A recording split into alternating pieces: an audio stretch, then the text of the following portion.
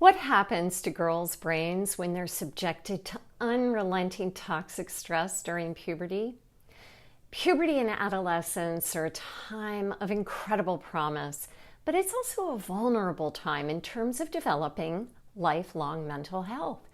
And this is true for girls and boys, but it's especially true for girls. And this is because it's during puberty that the hormone estrogen comes on board. Now, estrogen is a very groovy superpower hormone. Estrogen regulates and enhances all the body systems and organs, and this includes the brain and the immune system. This is especially true in puberty when the brain is being completely remodeled. Estrogen also gives females an added immune system boost that helps keep us healthy and strong. Estrogen is the reason why females can do everything males can do in a single day, and yet do it in smaller bodies with smaller organs, while still making room for a uterus and being capable of carrying another human life.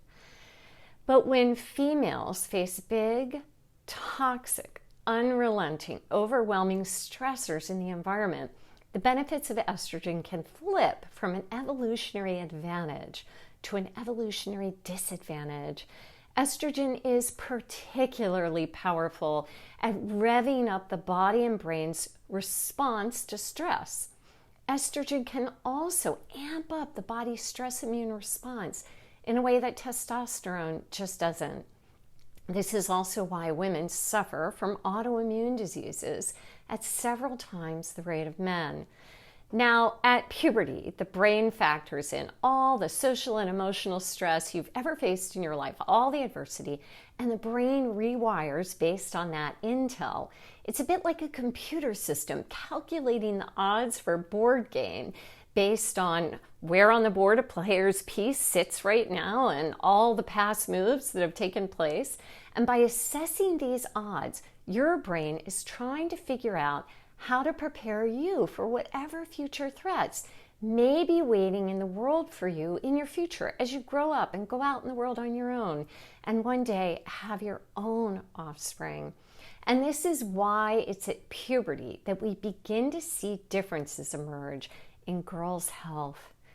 When girls experience overwhelming social and emotional stress at the same time that estrogen is coming on board, this can ramp up the body and brain stress machinery in ways that can exacerbate the ill effects of stress on the brain.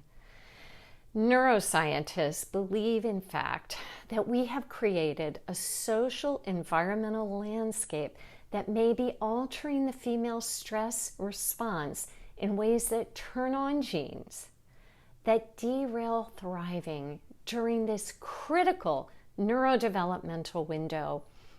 Now, on top of all that, girls today are going through puberty several years earlier than girls did in the past.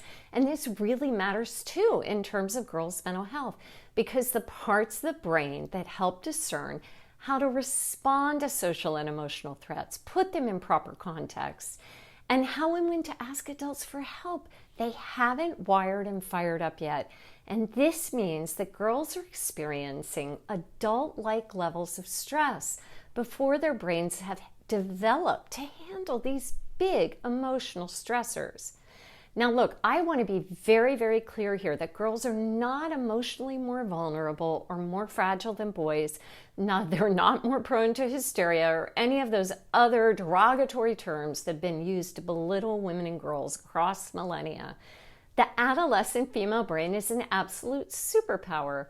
The female body and brain are only more susceptible to being affected by chronic stress when that source of toxic stress remains unaddressed and unmitigated in the environment. What's crucial here is that we understand that the influx of stress during this sensitive window plays a huge role in the rising rates of depression and anxiety that we're seeing in girls. But guess what? Knowing this also helps us to take powerful steps to make neuroprotective changes in the way that we interact with our girls, and to do so in ways that are long-lasting and will help them thrive.